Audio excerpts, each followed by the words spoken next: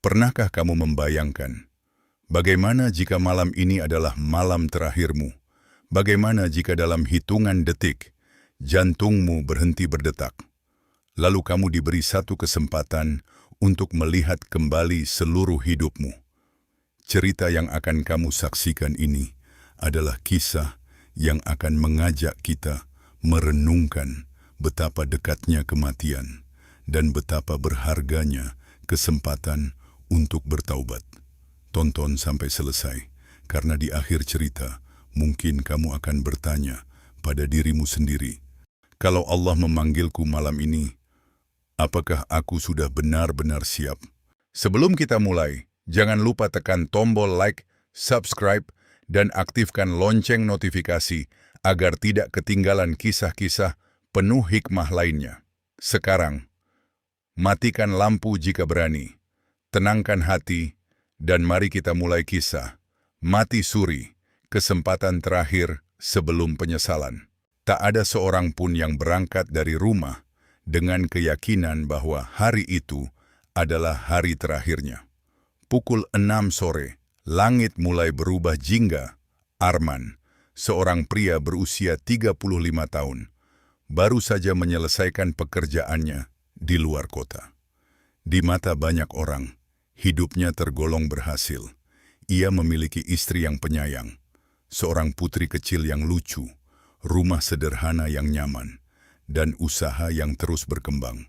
Namun di balik semua itu, ada satu hal yang perlahan mulai hilang dari hidupnya. Hubungannya dengan Allah. Salat yang dulu selalu ia jaga kini sering tertunda. Kadang dikerjakan, kadang tidak. Bahkan tak jarang ia berkata dalam hati, "Nanti saja, masih sempat." Kalimat itu telah menjadi kebiasaan, padahal tidak ada seorang pun yang tahu berapa banyak waktu yang masih Allah berikan. Sore itu telepon genggamnya berdering. "Assalamualaikum, Ayah. Kapan pulang?" Suara putrinya terdengar riang. Arman tersenyum. "Sebentar lagi, Ayah sedang di jalan." "Jangan lupa salat maghrib ya." "Ya." Ucapan polos itu membuat Arman terdiam beberapa detik. Ia hanya menjawab pelan, "Iya, Nak." Telepon ditutup. Mobil kembali melaju di jalan provinsi yang mulai gelap. Tak lama kemudian, azan maghrib berkumandang dari sebuah masjid di pinggir jalan. Suara azan menggema begitu indah. Arman melirik ke arah masjid. Pelatarannya cukup ramai. Beberapa pengendara berhenti. Ada yang berwudu, ada yang bergegas masuk. Tangannya sempat mengurangi kecepatan mobil. Namun sesaat kemudian, ia menggeleng pelan. Nanti saja. Sebentar lagi juga sampai rumah. Mobil kembali melaju. Mobil kembali melaju. Tanpa ia sadari. Kalimat itu mungkin menjadi keputusan terburuk dalam hidupnya. Langit semakin gelap. Hujan mulai turun perlahan. Jalanan licin. Lampu kendaraan berpendar menembus butiran air. Arman menyalakan wiper. Pandangan mulai terbatas. Di kejauhan, sebuah truk besar melaju dari arah berlawanan. Sementara dari belakang, sebuah mobil melaju cukup kencang. Suasana menjadi tegang. Arman mencoba tetap fokus. Tiba-tiba, seekor kambing berlari menyeberang jalan. Astagfirullah. Arman spontan membanting setir. Ban mobil kehilangan cengkeraman. Mobil berputar. Semuanya terjadi hanya dalam hitungan detik. Suara rem memekakkan telinga. Benturan keras tak terhindarkan. Brak, dunia seolah berhenti. Beberapa menit kemudian, suara orang-orang mulai terdengar samar. "Tolong, ada kecelakaan. Hubungi ambulans. Pecahkan kacanya." Tubuh Arman terjepit di balik kemudi. Darah mengalir dari pelipisnya. Matanya terpejam. Ambulans datang. Petugas medis bekerja secepat mungkin. Di dalam ambulans, monitor jantung masih menunjukkan denyut yang lemah. Seorang perawat terus memanggil namanya. "Pak Arman, dengar suara saya?" Tak ada jawaban. Mobil ambulans melaju kencang menuju rumah sakit. Sementara itu, di rumah, putrinya terus memandangi pintu. "Ibu, Ayah kok belum pulang? Istrinya mencoba tersenyum. Mungkin masih macet. Namun entah mengapa, hatinya terasa sangat gelisah. Ia terus beristighfar. Beberapa saat kemudian, telepon rumah berdering. Ekspresi wajahnya langsung berubah pucat. Ia terduduk lemas. Ya Allah, malam itu, ruang IGD dipenuhi kesibukan. Dokter dan perawat berusaha menyelamatkan Arman. Tekanan darah turun. Siapkan defibrilator. Hitung mundur. 1, 2, 3. Tubuh Arman terangkat akibat sengatan listrik. Monitor kembali berbunyi. Namun beberapa detik kemudian, garis pada monitor berubah lurus. Dok, pasien henti jantung. Semua orang bekerja tanpa henti. Sementara suara tangis mulai terdengar dari luar ruang IGD. Di saat itulah, Arman merasakan sesuatu yang sulit dijelaskan. Bukan rasa sakit, bukan pula rasa tenang, melainkan kesadaran bahwa seluruh hidupnya kini bergantung pada satu keputusan Allah. Apa yang sebenarnya ia alami setelah detik itu? Apakah hanya mimpi di ambang kematian? Apakah sekadar pengalaman batin? Ataukah sebuah teguran yang akan mengubah seluruh hidupnya? Tidak ada seorang pun yang mengetahuinya dengan pasti. Yang jelas, malam itu menjadi awal dari perjalanan yang membuat Arman menyadari bahwa waktu untuk bertaubat tidak pernah dijamin akan datang esok hari. Suara monitor jantung masih terdengar samar. Tit, tit, lalu perlahan. Semuanya menghilang, gelap.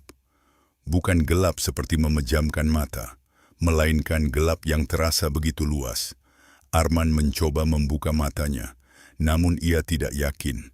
Apakah matanya benar-benar terbuka? Ia berdiri sendirian. Di hadapannya terbentang sebuah lorong panjang yang diselimuti kabut tipis. Udara terasa dingin. Sunyi, tidak ada suara kendaraan, tidak ada suara manusia. Hanya langkah kakinya sendiri yang menggema. Di mana aku? Tak ada jawaban. Arman berjalan perlahan. Semakin jauh ia melangkah, semakin berat dadanya terasa. Di kejauhan, muncul sebuah cahaya redup. Saat mendekat, ia melihat sesuatu yang membuat napasnya tercekat. Di hadapannya terbentang sebuah cermin raksasa. Namun cermin itu tidak memantulkan wajahnya. Yang terlihat justru potongan-potongan kehidupannya sendiri. Ia melihat dirinya ketika masih kecil, saat sang ibu membangunkannya untuk sholat subuh.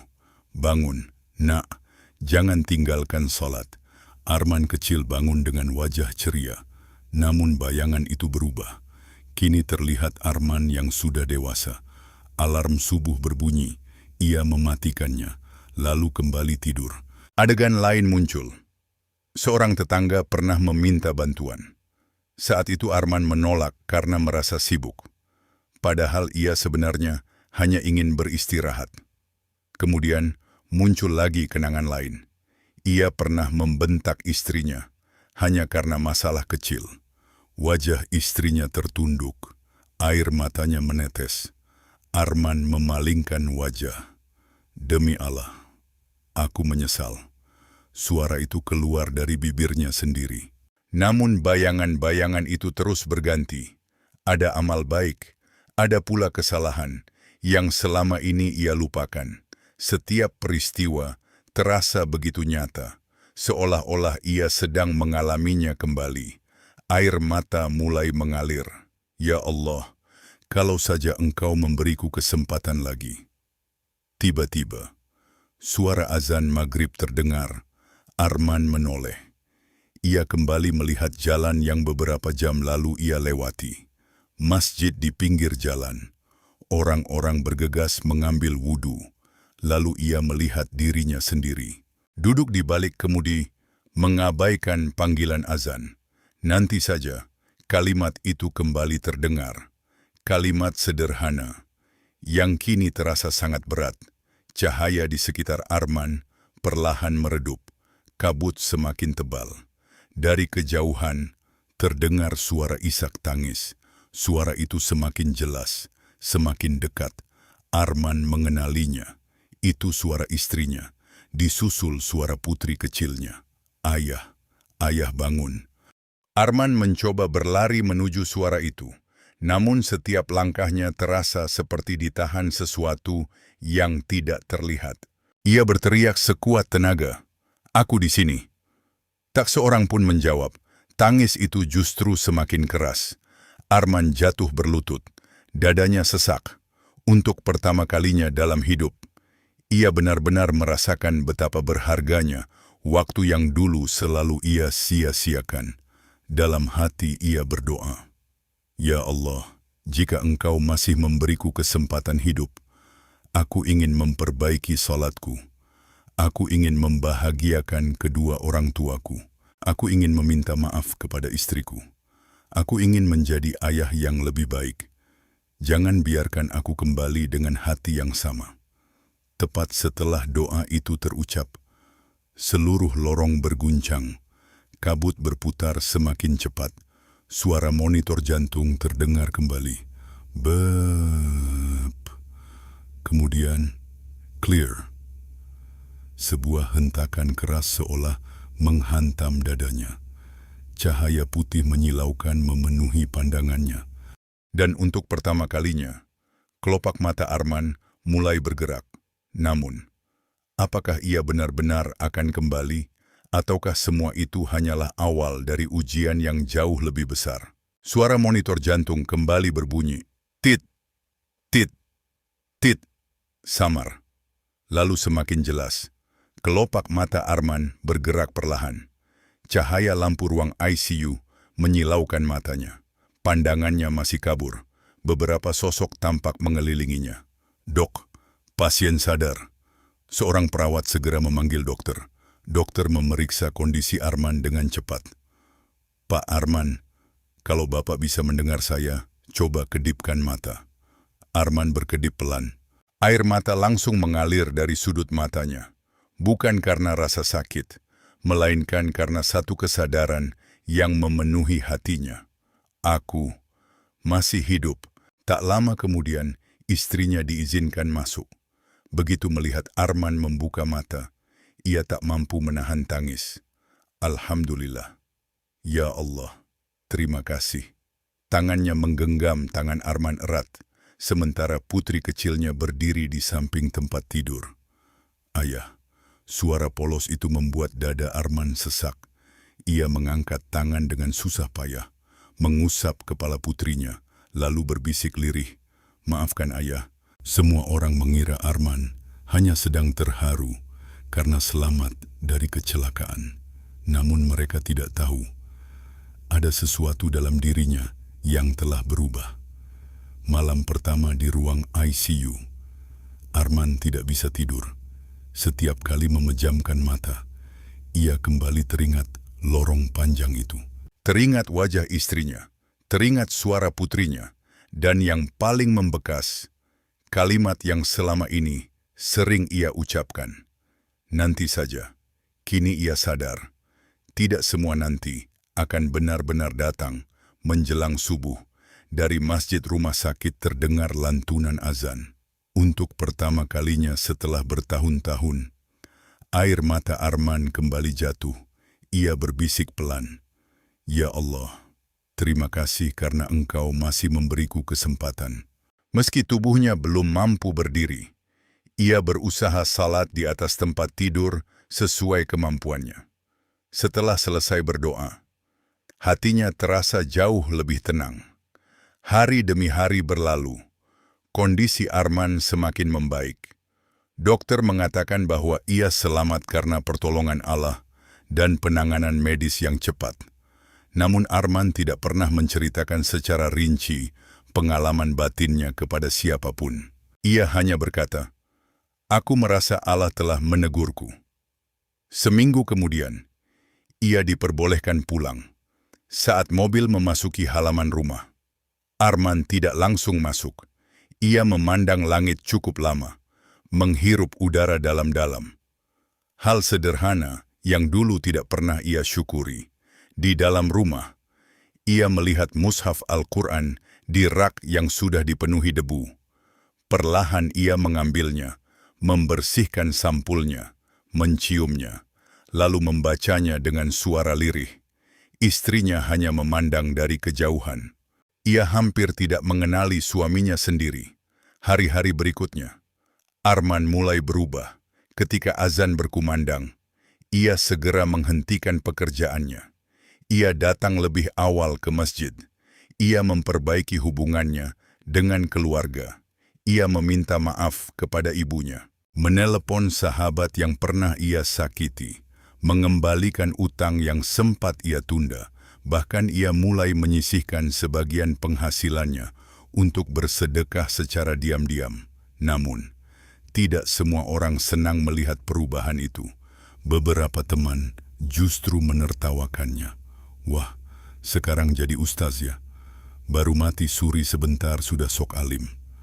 Perubahan begini paling cuma bertahan beberapa minggu.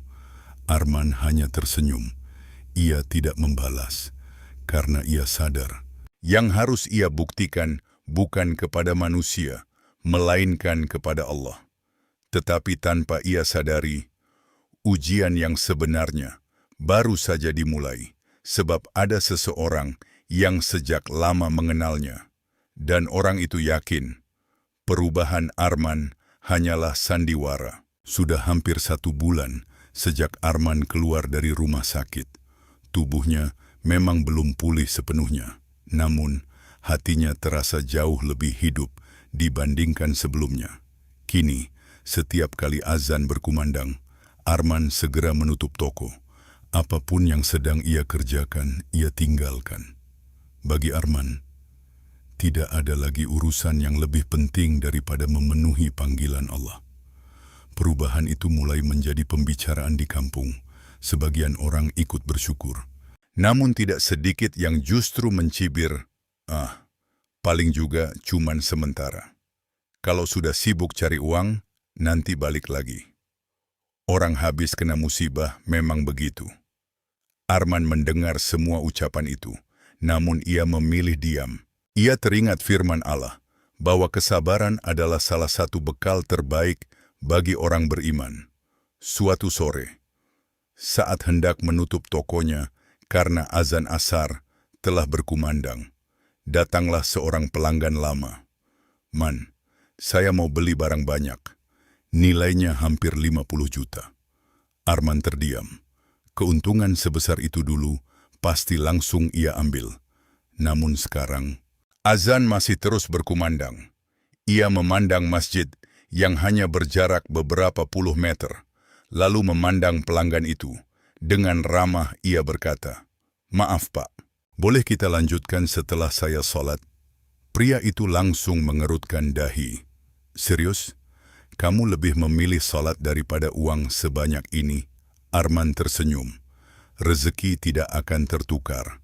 Kalau memang Allah menetapkannya untuk saya, setelah sholat pun rezeki itu tetap menjadi milik saya."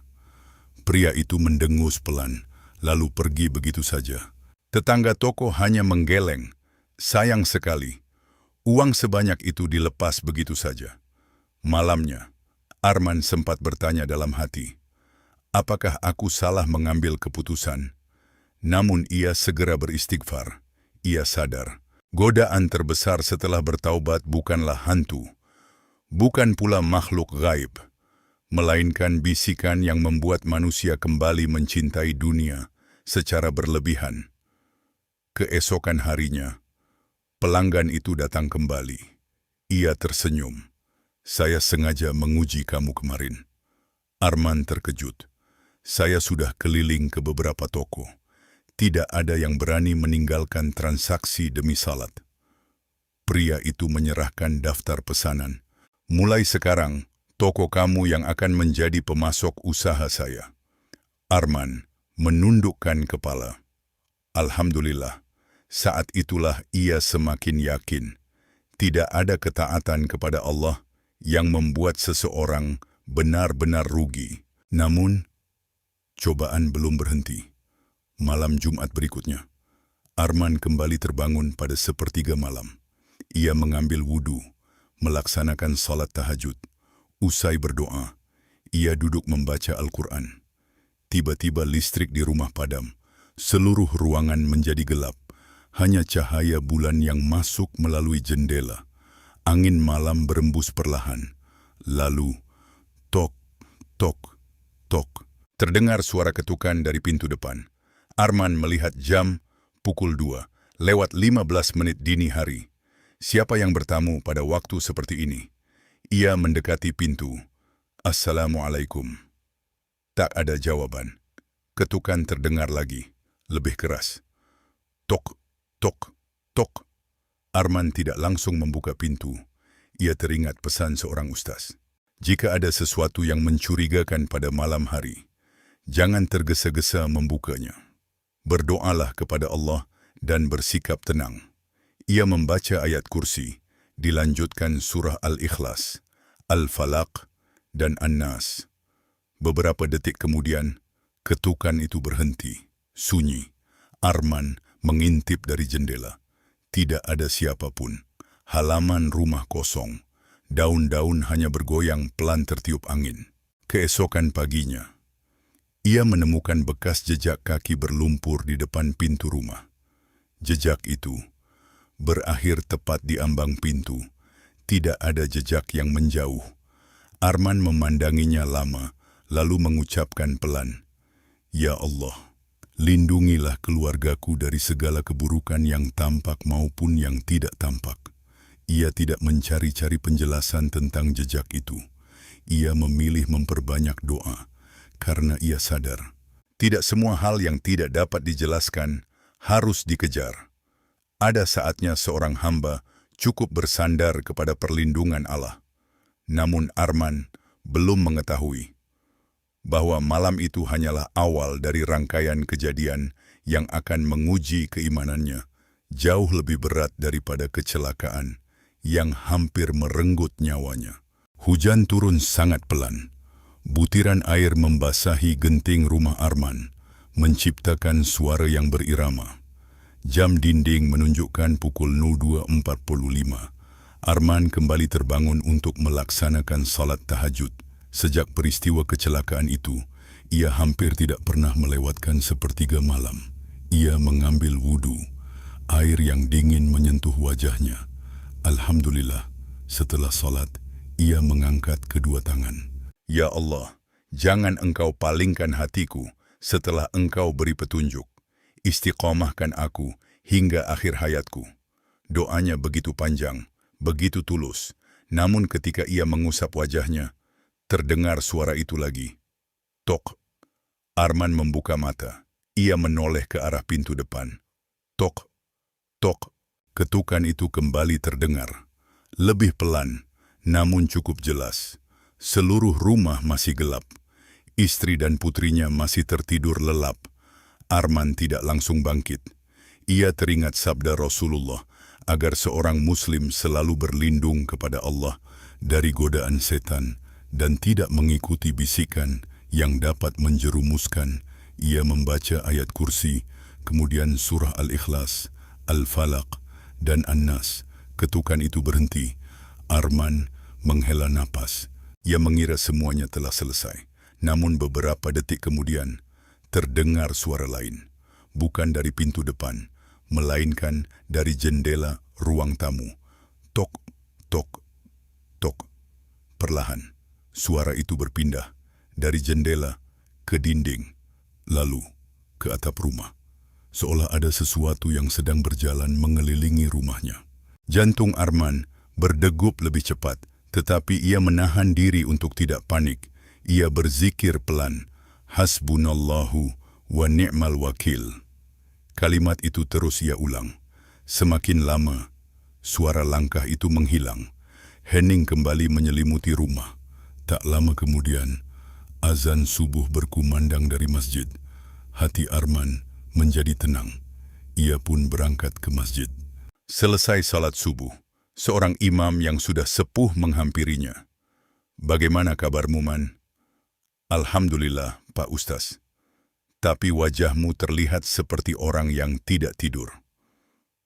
Arman menceritakan apa yang ia alami, namun ia tidak berlebihan. Ia hanya berkata bahwa ia mendengar ketukan-ketukan misterius di malam hari. Sang imam tersenyum bijak. Lihat Arman, kita tidak perlu sibuk mencari tahu apakah itu gangguan jin, suara hewan, atau hal lain yang tidak kita pahami. Arman mendengarkan dengan saksama. Yang terpenting adalah bagaimana kita menyikapinya. Jika sesuatu membuatmu takut, mendekatlah kepada Allah, bukan kepada dukun, jimat, atau ramalan. Arman mengangguk. Itulah yang Rasulullah ajarkan. Perbanyak zikir, baca Al-Quran, dan jangan membuka pintu untuk rasa takut yang berlebihan. Nasihat itu menenangkan hati Arman. Hari-hari berikutnya, ketukan itu masih sesekali terdengar. Namun Arman tidak lagi mengejarnya. Ia tidak membuka pintu. Ia tidak mencari-cari sumbernya. Setiap kali rasa takut datang, ia memperbanyak doa. Anehnya, semakin ia mendekat kepada Allah, semakin rasa takut itu berkurang. Hingga suatu malam, putri kecilnya datang menghampiri. Ayah, iya nak, ayah sekarang sering senyum. Arman tersenyum. Dulu ayah jarang ya? Putrinya mengangguk polos. Iya, sekarang ayah lebih sering main sama aku. Mata Arman berkaca-kaca. Ia memeluk putrinya erat. Ia sadar, kesempatan kedua yang Allah berikan bukan hanya untuk memperbaiki ibadah, tetapi juga untuk menjadi suami dan ayah yang lebih baik. Namun, di balik ketenangan itu, seseorang mulai mengamati Arman dari kejauhan. Seorang pria yang sejak lama iri pada perubahan hidupnya, dan tanpa disadari Arman, fitnah besar sedang disiapkan untuk menghancurkan nama baiknya. Pagi itu, langit tampak mendung. Arman baru saja membuka tokonya.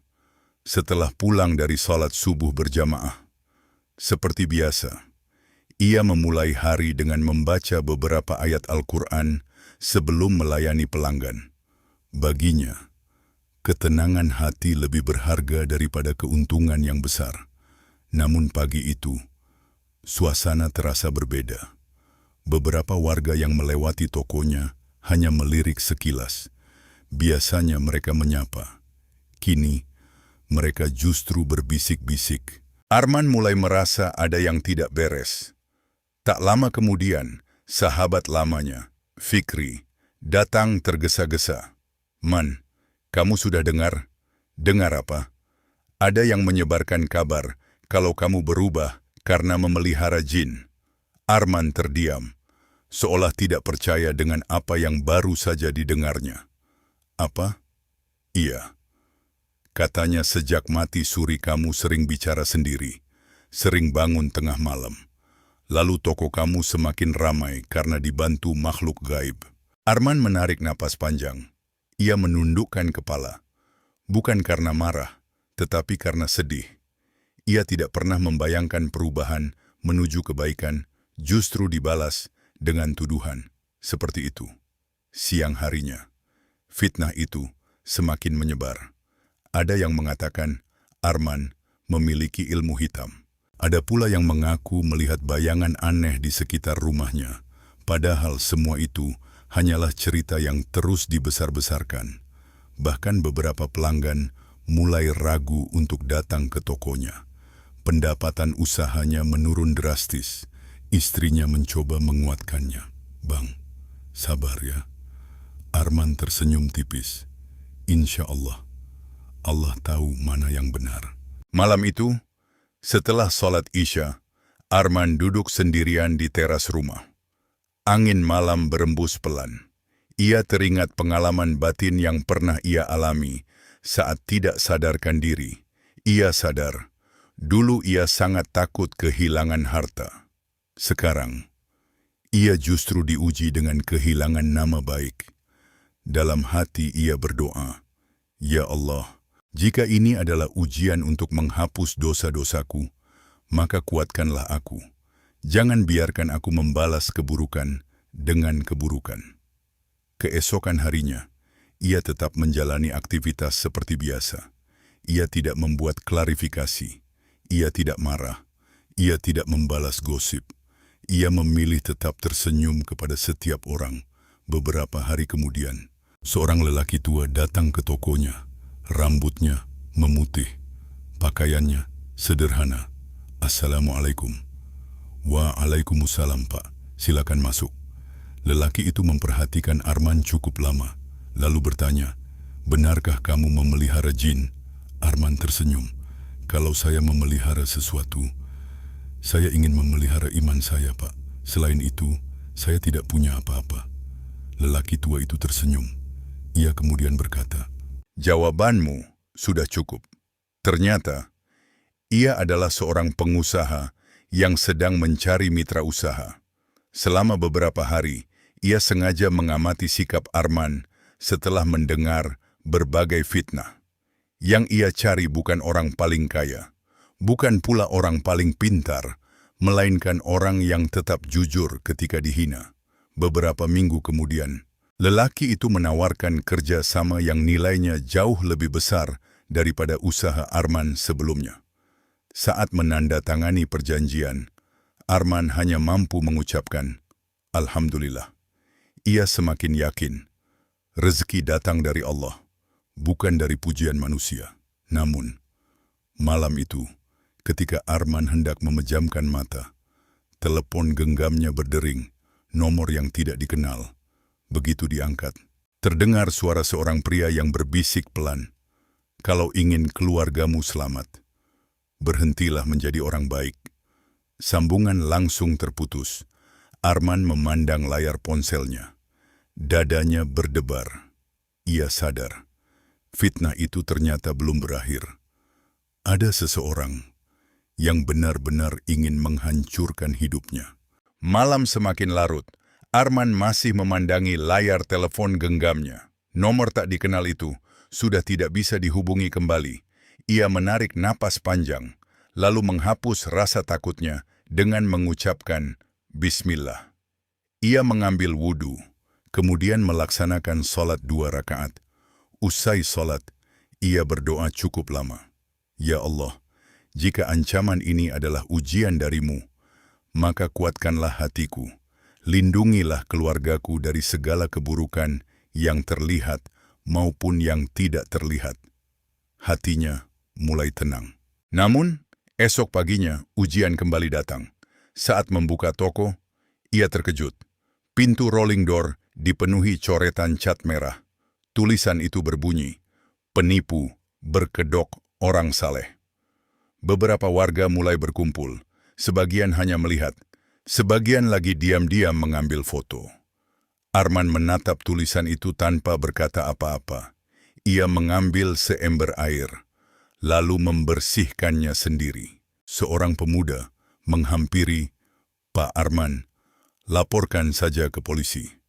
Arman tersenyum. Tentu akan saya laporkan, tapi saya tidak ingin membalas kebencian dengan kebencian. Tak lama kemudian, polisi datang dan mencatat laporan. Mereka juga meminta rekaman CCTV dari toko di seberang jalan.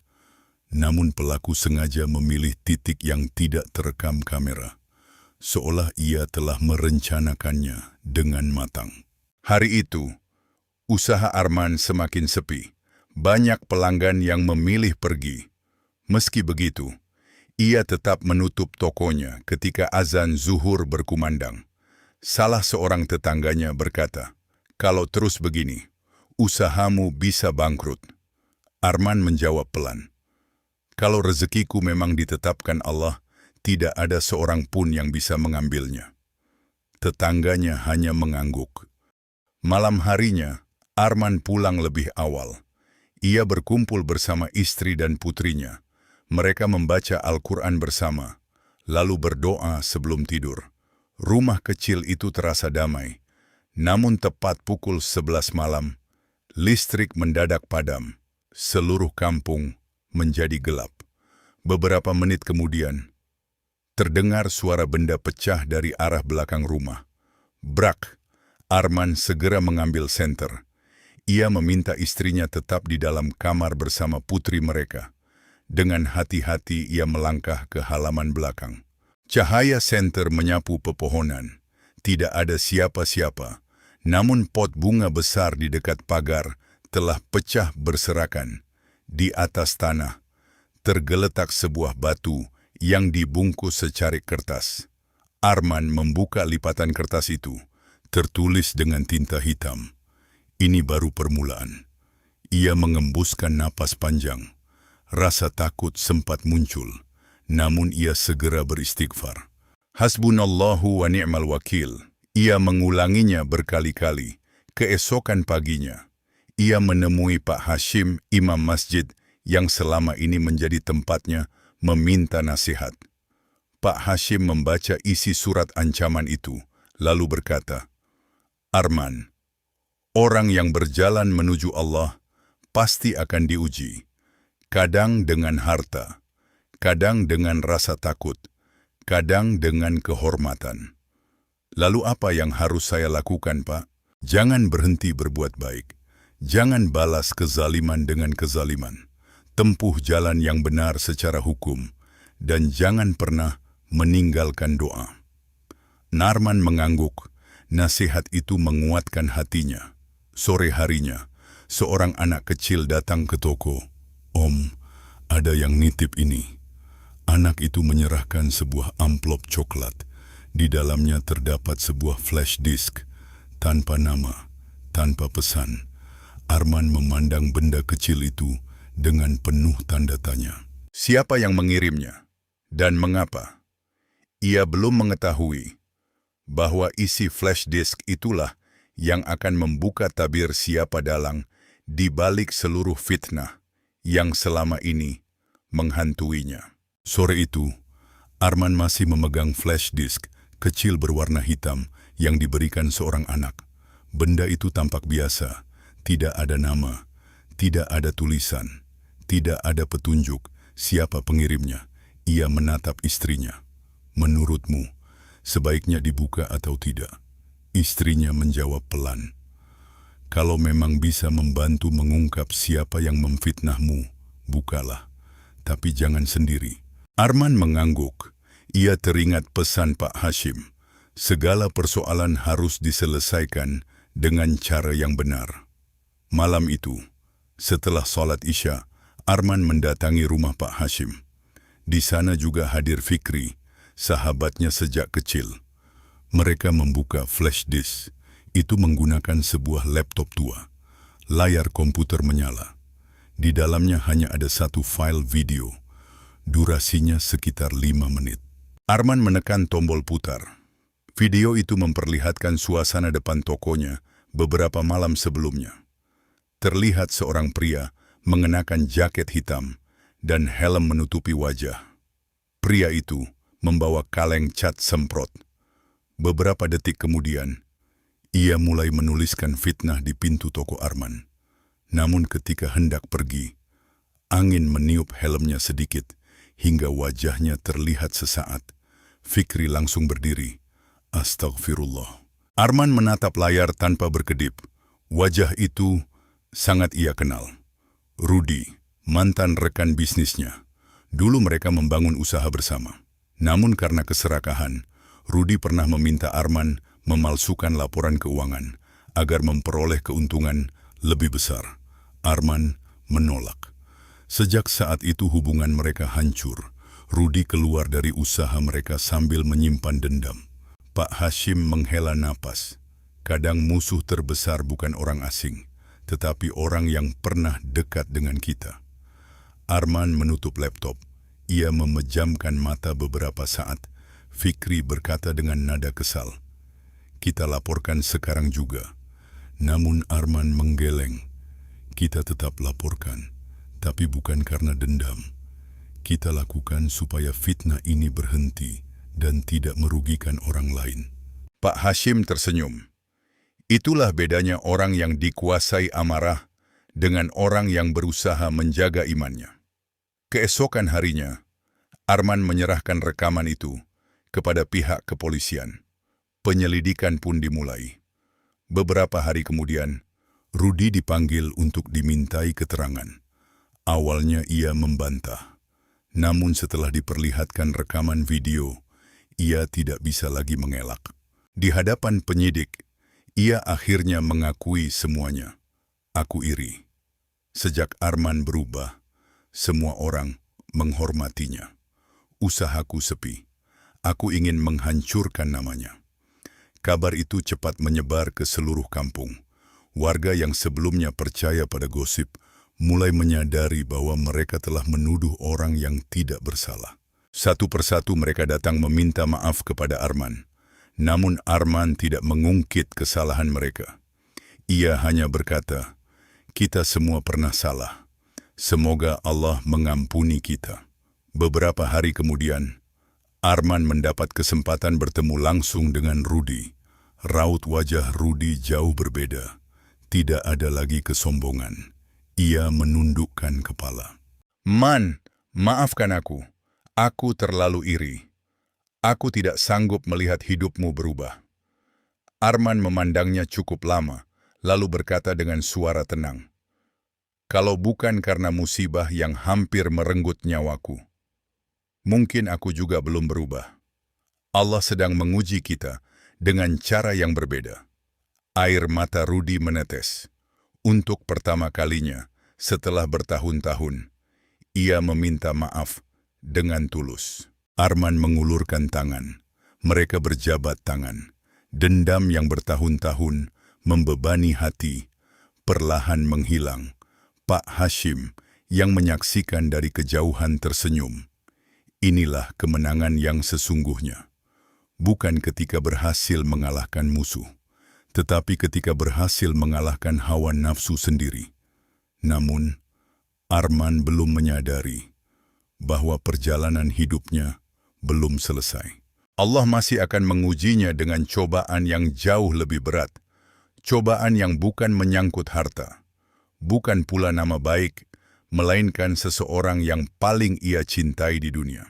Beberapa minggu telah berlalu. Fitnah yang menimpa Arman akhirnya mereda. Tokonya mulai kembali ramai. Hubungannya dengan warga juga membaik. Bahkan Rudi kini sering datang ke masjid. Arman bersyukur. Ia mengira ujian terbesarnya telah selesai. Namun, ia lupa bahwa kehidupan seorang mukmin akan terus diuji selama masih diberi napas. Suatu sore, putri kecilnya, Aisyah, mengeluh demam. Awalnya Arman dan istrinya mengira hanya kelelahan biasa. Mereka segera membawanya ke dokter. Dokter memberikan obat dan meminta mereka mengawasi kondisi Aisyah selama beberapa hari. Namun menjelang tengah malam, demamnya justru semakin tinggi. Tubuh mungilnya mulai menggigil. Sesekali ia mengigau, memanggil ayahnya. "Ya." Arman menggenggam tangan putrinya erat. "Tenang, nak. Ayah di sini." Malam itu mereka kembali menuju rumah sakit. Dokter segera melakukan pemeriksaan. Arman dan istrinya hanya bisa menunggu di luar ruang tindakan. Waktu terasa berjalan sangat lambat. Setiap detik seperti 1 jam. Arman terus menggenggam tasbih kecil di tangannya. Bibirnya tak berhenti beristighfar. Tak lama kemudian, dokter keluar dari ruangan. "Pak Arman, putri Bapak harus dirawat beberapa hari." Mendengar itu, lutut Arman terasa lemas. Namun ia tetap mengucapkan, "Terima kasih, Dok." Hari-hari berikutnya, Arman hampir tidak pernah meninggalkan sisi putrinya. Ia membacakan doa-doa, membacakan Al-Quran dengan suara lembut. Sesekali Aisyah tersenyum. "Ayah, iya sayang. Kalau Aisyah sembuh, kita solat berjamaah lagi ya." Air mata Arman jatuh. "Insya Allah, nak." Di sudut ruangan, istrinya ikut menangis. Mereka sadar betapa berharganya kebersamaan yang dulu sering dianggap biasa. Pada malam ketiga, kondisi Aisyah sempat menurun. Perawat berlari memanggil dokter. Arman hanya mampu berdoa, "Ya Allah, jika penyakit ini menjadi penghapus dosa untuk anak kami, maka mudahkanlah. Tetapi jika Engkau masih berkenan, berilah ia kesehatan." Beberapa jam kemudian, Dokter keluar dengan senyum tipis. Alhamdulillah, kondisinya mulai stabil. Arman langsung sujud syukur di lantai rumah sakit. Ia tidak peduli dengan pandangan orang-orang di sekitarnya. Baginya, semua pertolongan berasal dari Allah. Beberapa hari kemudian, Aisyah diperbolehkan pulang. Rumah kecil mereka kembali dipenuhi tawa. Saat makan malam bersama, Aisyah berkata, "Ayah." "Iya." Aisyah senang sekarang ayah selalu sholat di masjid. Kalimat sederhana itu membuat Arman tersenyum. Ia sadar, anak-anak tidak hanya mendengar nasihat, mereka juga meniru apa yang dilakukan orang tuanya. Malam itu, setelah semua tertidur, Arman duduk sendirian di ruang tamu. Ia memandang langit melalui jendela, lalu berbisik, "Ya Allah, terima kasih karena Engkau telah mengingatkanku melalui berbagai ujian. Aku hampir kehilangan nyawaku. Aku kehilangan nama baikku. Hampir kehilangan anakku. Dan dari semua itu, Engkau mengajarkanku bahwa tidak ada tempat bergantung selain kepadamu." Namun, di dalam hatinya muncul satu pertanyaan yang belum pernah terjawab. Mengapa Allah masih menyisakan pengalaman batin yang ia alami saat mati suri? Apakah semua itu hanya mimpi, ataukah sebuah teguran agar ia tidak pernah kembali menjadi manusia yang lalai? Jawaban atas pertanyaan itu akan ia temukan pada perjalanan terakhir yang mengubah seluruh sisa hidupnya. Bersambung ke bab 10, bekal menuju akhir kehidupan. Matahari baru saja terbit. Cahaya keemasan menyinari halaman rumah Arman. Sudah hampir 1 tahun berlalu sejak kecelakaan yang nyaris merenggut nyawanya. Tidak ada lagi Arman yang dulu, pria yang dahulu selalu berkata, "Nanti saja." Kini berubah menjadi orang yang selalu berusaha menjawab panggilan azan secepat mungkin. Setiap pagi, sebelum membuka toko, ia membaca beberapa lembar Al-Quran. Bukan karena ingin dipuji, melainkan karena ia sadar hati manusia membutuhkan petunjuk setiap hari. Suatu pagi, Pak Hashim datang ke tokonya. Beliau tersenyum melihat perubahan Arman. "Bagaimana kabarmu hari ini?" "Alhamdulillah, Pak Ustaz." Pak Hashim duduk di kursi kayu, kemudian berkata, "Arman, menurutmu, apa pelajaran terbesar yang Allah berikan setelah semua ujian itu?" Arman terdiam cukup lama, lalu menjawab, "Dulu saya takut miskin. Sekarang saya lebih takut pulang menghadap Allah tanpa bekal amal." Pak Hashim mengangguk pelan. Itulah perubahan yang sesungguhnya.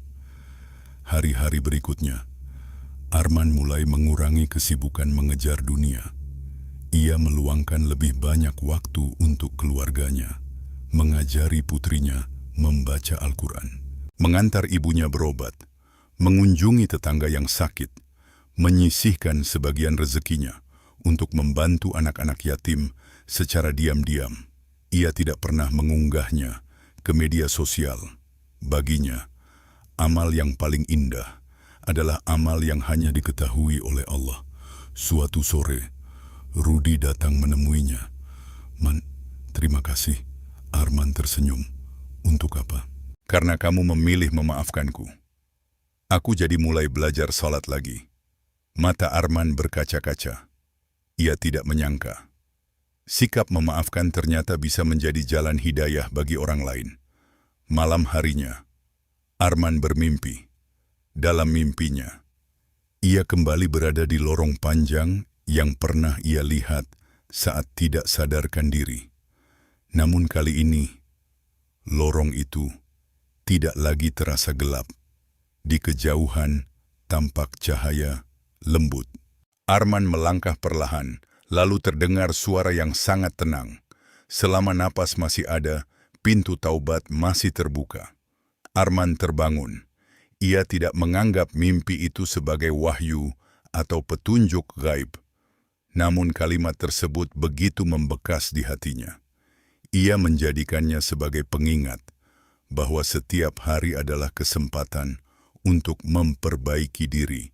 Esok paginya, saat sedang membersihkan halaman masjid, seorang anak bertanya kepadanya, "Om Arman."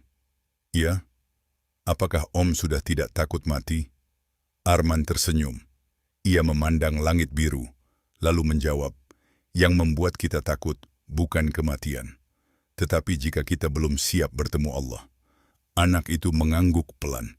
Jawaban sederhana itu terus terngiang di telinga Arman, karena ia tahu tidak ada manusia yang bisa memilih kapan ajal datang. Yang bisa dipilih hanyalah bagaimana cara mempersiapkan diri sebelum ajal itu tiba.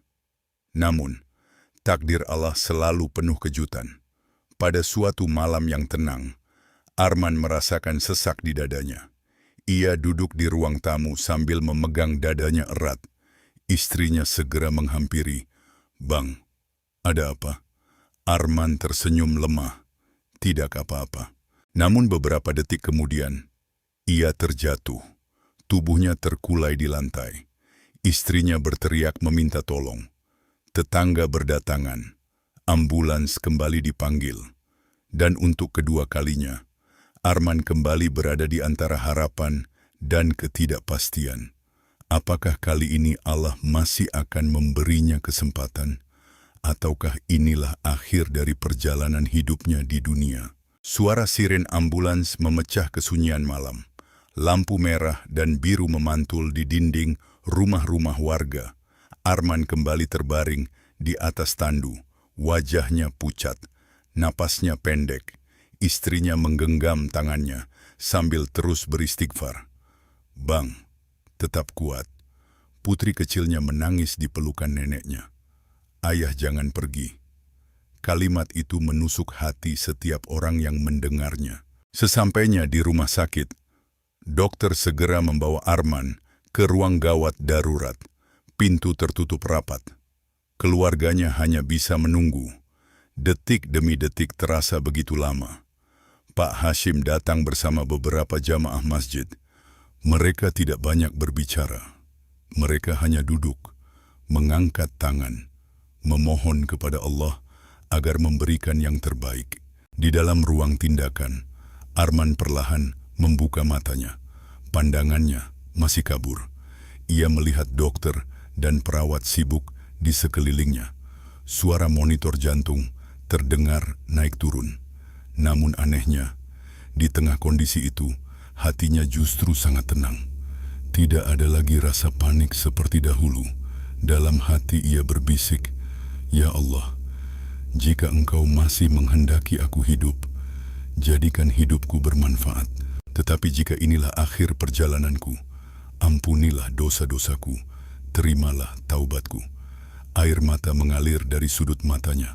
Seorang dokter melihatnya. "Pak Arman, tetap bersama kami." Arman berusaha tersenyum. Bibirnya bergerak sangat pelan. "La ilaha illallah." Kalimat itu terus ia ulang. Berulang kali di luar ruangan, Pak Hashim menundukkan kepala. Beliau berkata kepada keluarga Arman, "Ketika seseorang berada di penghujung hidupnya, doakan yang terbaik. Jangan mengucapkan hal-hal yang membuatnya gelisah. Perbanyak doa dan zikir." Semua yang hadir mengangguk. Mereka membaca doa dengan suara lirih. Beberapa jam kemudian, pintu ruang tindakan terbuka. Dokter keluar. Semua orang berdiri. "Bagaimana keadaan Arman?" Dokter menarik napas. "Lewat pertolongan Allah, kondisinya berhasil kami stabilkan." Tangis haru pun pecah. Istrinya langsung sujud syukur. Pak Hashim mengangkat kedua tangannya. "Alhamdulillahi Rabbil Alamin." Arman kembali dipindahkan ke ruang perawatan. Beberapa hari kemudian, kondisinya semakin membaik. Namun kali ini, ia mengambil sebuah keputusan besar. Ia memanggil istri, putrinya, Pak Hashim, Fikri, bahkan Rudi. Mereka berkumpul di ruang rawat.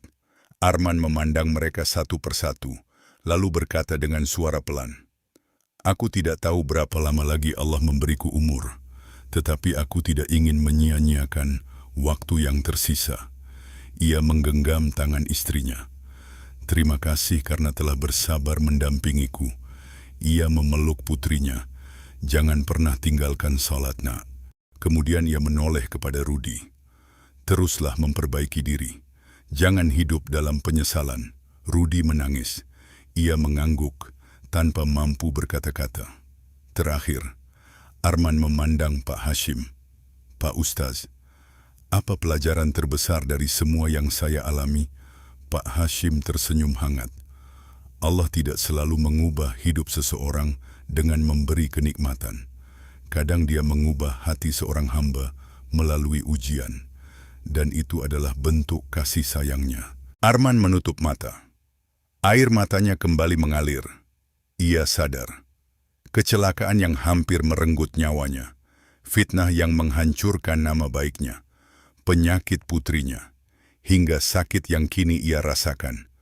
Semuanya telah membentuk dirinya menjadi manusia yang jauh lebih dekat kepada Allah. Ia tidak lagi meminta umur yang panjang, ia hanya meminta akhir kehidupan yang baik. Namun, masih ada satu pesan terakhir yang ingin ia sampaikan kepada semua orang. Pesan yang lahir dari penyesalan dan kesempatan kedua yang Allah berikan. 3 minggu telah berlalu, Arman akhirnya diperbolehkan pulang ke rumah. Langkahnya memang belum sekuat dulu, namun setiap langkah yang ia ayunkan kini terasa jauh lebih bermakna. Saat memasuki rumah, ia berhenti sejenak di depan pintu. Ia memandang istri dan putrinya, lalu mengucapkan pelan, Alhamdulillah, Allah masih mengizinkan aku kembali ke rumah ini. Malam itu, setelah salat Isya berjamaah bersama keluarganya, Arman duduk di ruang tamu. Putrinya bersandar di bahunya. Istrinya menuangkan secangkir teh hangat, suasana yang sederhana. Namun justru itulah kebahagiaan yang dulu sering ia abaikan. Arman berkata pelan, dulu ayah berpikir kebahagiaan itu adalah memiliki banyak uang. Ternyata kebahagiaan terbesar adalah ketika Allah masih memberi kita kesempatan untuk sujud. Semua terdiam. Putrinya memegang tangan Arman. Ayah, jangan sakit lagi ya. Arman tersenyum. Ia mencium kening putrinya. Kalau suatu hari ayah benar-benar pergi, jangan menangis terlalu lama. Doakan ayah, karena doa anak yang salehah adalah hadiah yang sangat berharga. Air mata istrinya kembali jatuh, namun kali ini bukan karena putus asa, melainkan karena bersyukur melihat perubahan suaminya. Hari-hari berlalu, Arman semakin aktif di masjid. Ia mulai mengajar anak-anak membaca Al-Quran setiap sore, bukan karena merasa dirinya paling saleh, tetapi karena ia ingin memanfaatkan sisa umur dengan sesuatu yang bermanfaat. Suatu hari, seorang pemuda datang menemuinya. Pak Arman, benarkah Bapak pernah mati suri? Arman tersenyum. Ia menjawab dengan tenang, aku pernah berada di ambang kematian. Tetapi apa yang aku alami saat tidak sadar bukanlah dasar agama. Yang menjadi pegangan kita tetap Al-Quran dan Sunnah Rasulullah. Pengalaman itu hanya membuatku sadar bahwa umurku tidak akan selamanya. Pemuda itu mengangguk. Jadi, apa pelajaran terbesarnya, Pak? Arman memandang ke arah masjid. Tak lama kemudian, azan asar berkumandang. Ia berkata, pelajaran terbesarnya sederhana. Jangan pernah menunggu besok untuk bertaubat, karena tidak ada seorang pun yang dijanjikan masih hidup sampai besok. Kalimat itu begitu membekas, pemuda tersebut langsung berdiri. Mari Pak, kita ke masjid. Arman tersenyum. Mari. Mereka berjalan berdampingan. Langkah Arman memang lebih pelan dibandingkan dahulu. Namun kali ini, setiap langkahnya menuju masjid terasa jauh lebih ringan. Karena hatinya telah menemukan tujuan hidup yang sesungguhnya. Beberapa tahun kemudian, Arman wafat di usia yang telah Allah tetapkan. Ia meninggal setelah menjalani kehidupan yang jauh berbeda dari masa lalunya. Warga kampung memenuhi masjid untuk menyalatkan jenazahnya. Banyak yang mengenangnya sebagai orang yang ramah, rendah hati, dan senang membantu sesama. Pak Hashim berdiri di hadapan jamaah. Beliau berkata, "Jangan ingat Arman karena kisah mati surinya. Ingatlah karena taubatnya. Karena yang akan menyelamatkan manusia bukan pengalaman yang aneh, melainkan iman, amal saleh, rahmat Allah, dan husnul khatimah." Suasana masjid menjadi hening. Beberapa orang menitikan air mata. Bukan karena takut kepada kematian semata, tetapi karena menyadari, mungkin selama ini mereka pun sering berkata, "Nanti saja." Padahal, tidak ada yang tahu apakah nanti itu benar-benar akan datang. Hikmah dari kisah ini adalah, kematian bisa datang kapan saja, tanpa mengenal usia atau keadaan. Taubat tidak boleh ditunda, karena tidak ada jaminan kita masih hidup esok hari. Pengalaman mati suri bukanlah dalil agama dan tidak dapat dijadikan gambaran pasti tentang alam barzakh. Pegangan seorang Muslim adalah Al-Quran dan Sunnah Rasulullah. Ujian hidup dapat menjadi jalan hidayah jika dihadapi dengan sabar, ikhlas, dan tawakal. Yani sebaik-baik manusia adalah yang terus memperbaiki diri hingga akhir hayat dan berharap memperoleh husnul khatimah. Amin ya Rabbal Alamin. Sampai jumpa di kisah penuh hikmah yang berikutnya. Wassalamualaikum warahmatullahi wabarakatuh.